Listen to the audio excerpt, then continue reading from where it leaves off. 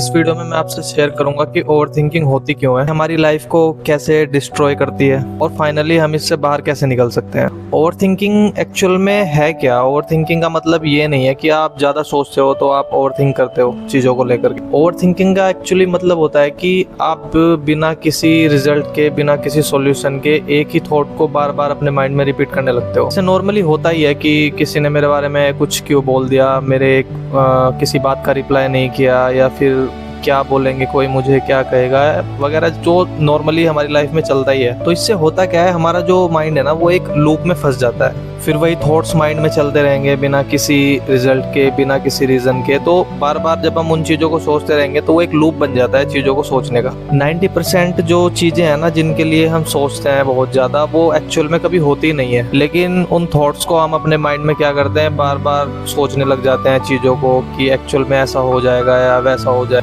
लेकिन हम उन्हें अपने माइंड में क्या करते हैं, वो जो थॉट्स रहते हैं उनको बार बार करके हम रिपीट करते रहते हैं। उससे क्या होता है कि एक तो ओवर थिंकिंग होती है, दूसरा क्या होता है कि हमारी जो बॉडी है ना वो फिजिकली एग्जॉस्ट हो जाती है बहुत ज़्यादा। कभी कभी ऐसा भी होता है कि बिना कुछ काम किए ही बॉडी जो है ना वो टायर्ड फील करने लगती है। ऐसा सिर्फ इसलिए होता है क्योंकि तुम्हारा जो माइंड है ना, वो जो थॉट्स है बहुत सारे, उनको कंटिन्यूअसली क्या है लोड करके रखता है अपने माइंड के अंदर, तो इसलिए वो आपको स्ट्रेस दे देती है। सोशल मीडिया भी आजकल ओवर थिंकिंग का एक बहुत बड़ा रीज़न है।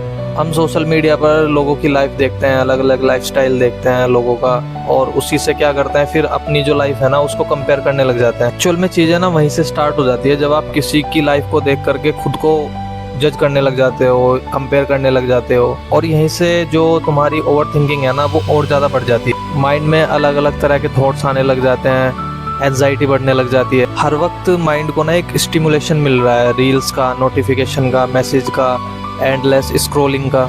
इसी वजह से दिमाग को कभी आराम ही नहीं मिलता है और कभी शायद क्लैरिटी भी नहीं मिल पाती है इस वजह से। भगवत गीता के अगर पर्सपेक्टिव से मैं बात करूं तो भगवत गीता में जो अर्जुन थे वो भी क्या कर रहे थे, वो भी ओवर थिंकिंग ही कर रहे थे। वो एक्चुअली सबके सामने खड़े होकर यही सोच रहे थे कि अगर मैंने सबको मार दिया तो क्या होगा, अगर मैं युद्ध हार गया तो क्या होगा। जिनसे उन्होंने सब कुछ सीखा था, जो उनके गुरु थे, अगर उनको ही उन्होंने मार दिया तो क्या हो। तो यही तरह तरह के थॉट्स वो अपने माइंड के अंदर ला रहे थे। तो उससे क्या हुआ, उनकी जो बॉडी थी ना वो वीक पड़ गई। तो तभी श्री कृष्ण भगवान ने काफ़ी पावरफुल बात कही थी अर्जुन से, जो कि मुझे भी काफ़ी पावरफुल लाइन लगती है। कर्मण्येवाधिकारस्ते मा फलेषु कदाचन, जिसका मतलब है कि तुम्हारा जो कंट्रोल है ना वो सिर्फ तुम्हारे काम पर है, तुम्हारे एक्शन पर है। तुम रिजल्ट को ना तो कभी कंट्रोल कर सकते थे ना कभी कर पाओगे। ओवर थिंकिंग क्या करती है, ओवर थिंकिंग हमें एक्शन से हटा करके जो रिजल्ट का जो डर होता है ना वो उसमें फंसा देती है। और भगवत गीता में एक और श्लोक बताया गया है, अशांतस्य कुतः सुखम, मतलब कि जिसका मन ही शांत नहीं है वो कैसे सुख पा सकता है। और आजकल यही है, हमारे पास कंफर्ट तो बहुत है लेकिन शांत मन नहीं है। ओवर थिंकिंग एक्चुअल में हमारी लाइफ को डिस्ट्रॉय कैसे कर रही है?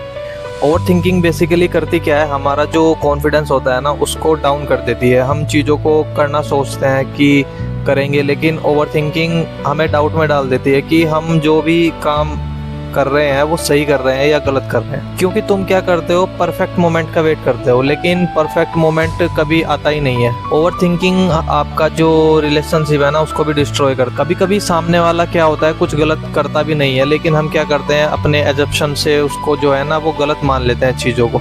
बहुत सारी अपने थॉट से जो है ना वो प्रॉब्लम क्रिएट कर देते हैं। ओवर थिंकिंग में बेसिकली यही है कि आप अपना फ्यूचर सिक्योर करने के लिए अपने प्रेजेंट को खो देते हो। अब इसमें क्वेश्चन आता है कि हम एक्चुअल में ओवर थिंकिंग से बाहर कैसे निकले। देखो होता क्या है, हम ना हर चीज़ को कंट्रोल करने की कोशिश करते हैं, लेकिन कंट्रोल हम कभी ना तो पहले कर पाए चीज़ों को, ना कभी आगे कर पाएंगे। कभी कभी क्या हो जाता है लाइफ में ना, सरेंडर करना भी जरूरी हो जाता है। तुम अपना बेस्ट से बेस्ट जो दे सकते हो काम में वो दो, एंड बाकी भगवान पर छोड़ दो चीज़ों को। हर वक्त जो है सोशल मीडिया को, फ़ोन को, नोटिफिकेशन को, रील्स स्क्रॉलिंग को, इन चीज़ों को कंज्यूम मत करो। एक्चुअली जो माइंड है ना वो धीरे धीरे कंफर्टेबल होगा, और जो तुम्हारे आसपास के जो थॉट्स हैं जिन वजह से ओवर थिंकिंग कर रहे हो उनको जो है वो हील करना स्टार्ट करेगा। बेसिकली क्या होता है, दिमाग में रहने से ना जो थॉट्स है ना वो और स्ट्रॉन्ग हो जाता है। लेकिन अगर उन्हीं थॉट्स से हम एक्शन लेने लग जाते हैं ना, तो थोड़ी क्लैरिटी मिलनी स्टार्ट हो जाती है, क्योंकि छोटे छोटे जो मोमेंट होंगे ना वही आपकी ओवर थिंकिंग को ब्रेक करेंगे। देखो ओवर थिंकिंग जो है ना वो कभी भी हमारे फ्यूचर को सेफ नहीं बनाती है, बल्कि जो हमारा प्रेजेंट होता है ना उसको भी वो डिस्ट्रॉय कर देती है। लाइफ थोड़ी तब बेटर हो जाती है जब हम चीज़ों के आंसर ढूंढना बंद कर देते हैं, जो